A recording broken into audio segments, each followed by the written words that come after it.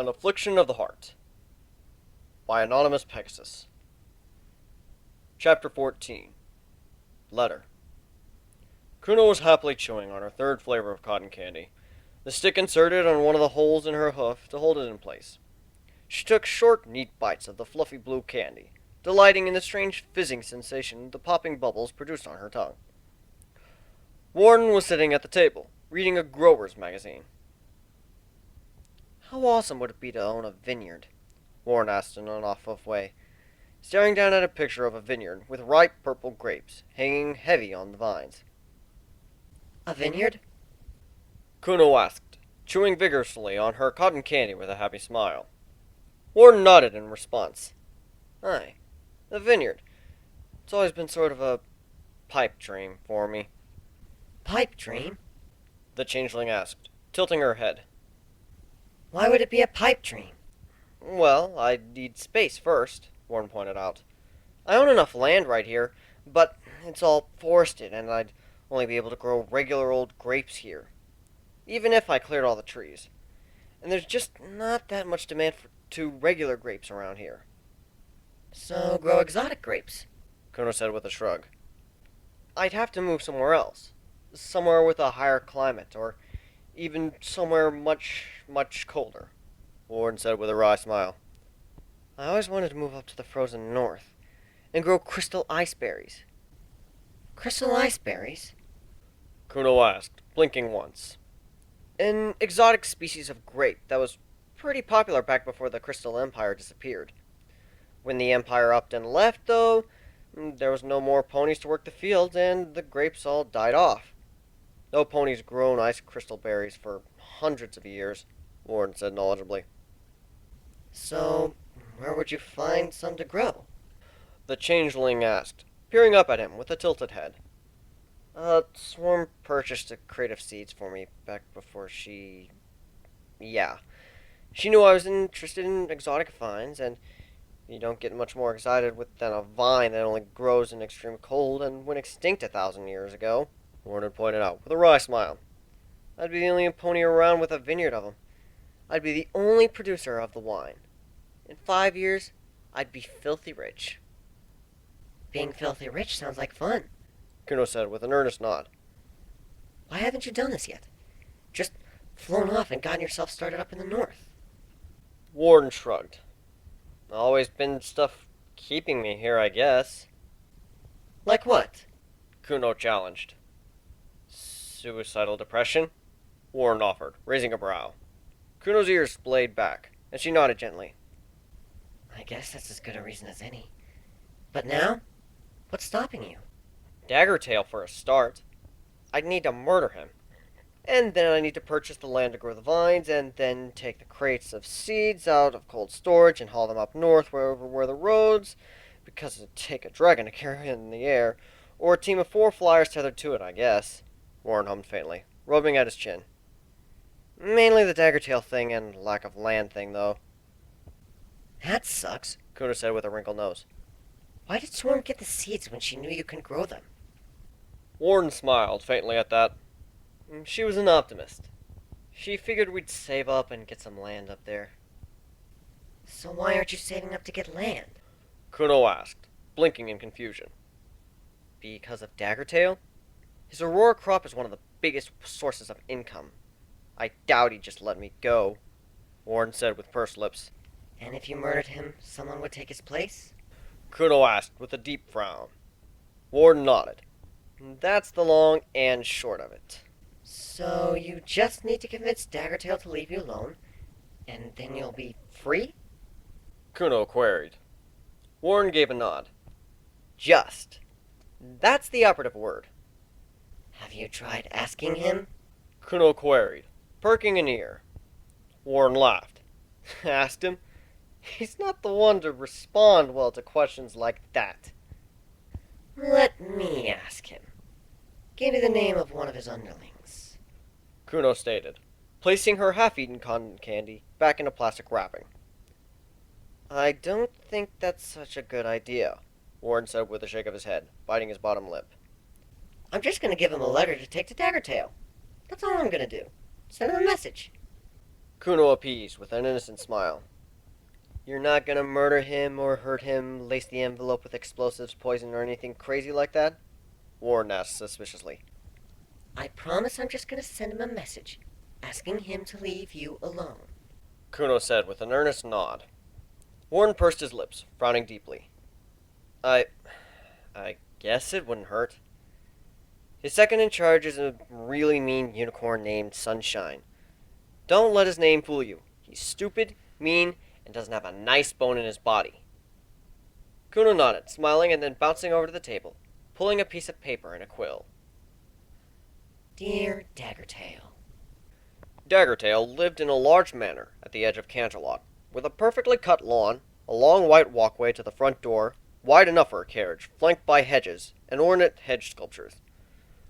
The white rocks crunched under hoof as Sunshine made his way up towards the front door of the manor, a letter being levitated in front of him. Imagine his surprise when a strange Pegasus had just shown up in front of him in the street with a message for Daggertail. He was a good second in command, though, and he followed the young Pegasus to get the envelope. After all, what was the harm in a young Pegasus? They were weak and wimpy anyhow. The front door opened easily, and the unicorn stepped through confidently, nodding to the guard inside the door. The Earth Pony was wearing a proper metal armor, like the Royal Guard, but his armor was bronzed, distinctly different from that of the regular guard.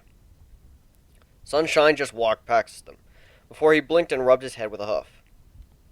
I'll forget the way to the boss's room again. Was it left or right? The guard sighed and waved a hoof at the right. Thank you kindly, Sunshine said, starting off confidently in that direction. Daggertail was an older unicorn, though not yet going gray. Gold jewelry adorned his pale white body. A gold diamond ring around his horn, a single gold earring at the tip of his right ear, and a gold monocle on a fine chain over his left eye. The unicorn was reading a magazine while smoking a pipe and sipping at a glass of brandy with 2 ice cubes in it. He was sitting at a polished mahogany desk with his hind hooves crossed and resting on it, lazily lounging without a care in the world. A picture of Nightmare Moon was hung on one wall and was filled with holes, with a set of 3 thin daggers designed for throwing embedded in its surface. Letter for you, boss, Sunshine said, as he stepped through the doorway, holding up the envelope. How many times must I tell you to knock before you enter? Go back and knock, Daggertail said calmly, waving a hoof in a shooing motion. Sunshine's ears lowered, and he backed out of the room with an apology, before closing the door and gently knocking on it. Come in, Daggertail called. Sunshine pushed the door open again, and then stepped inside, moving up to the desk and depositing the letter upon it.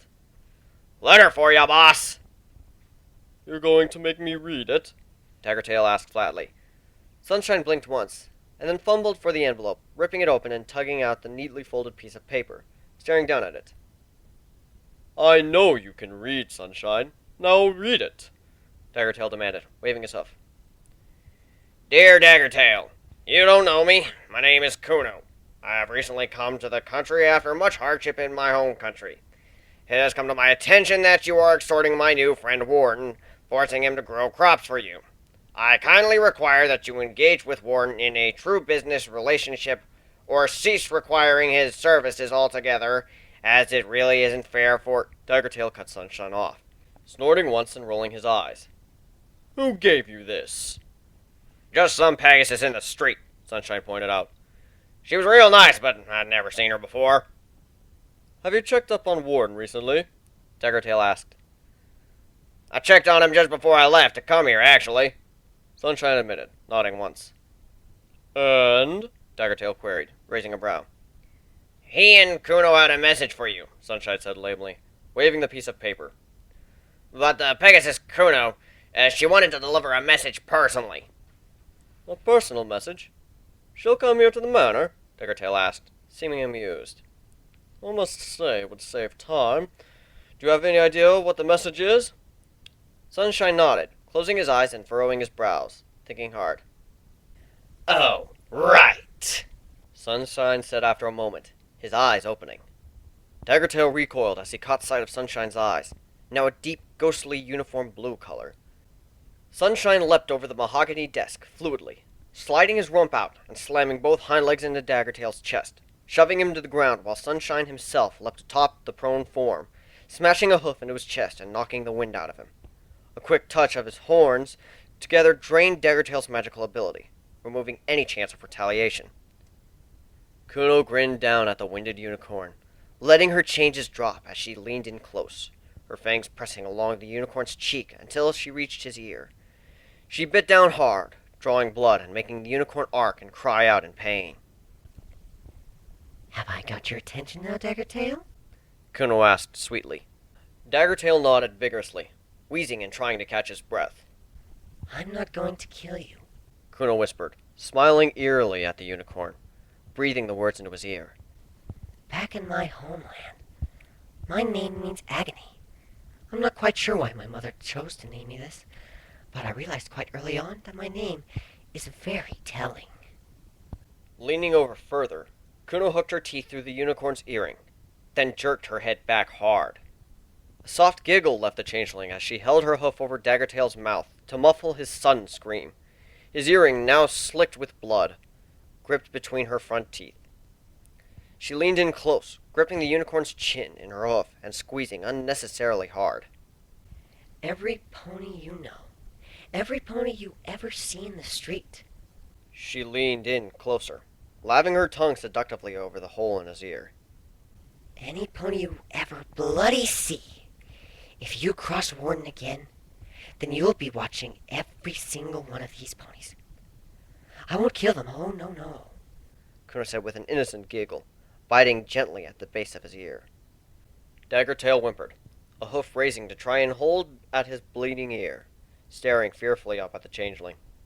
Kuno giggled softly, and then breathed into his ear. Any single one of them.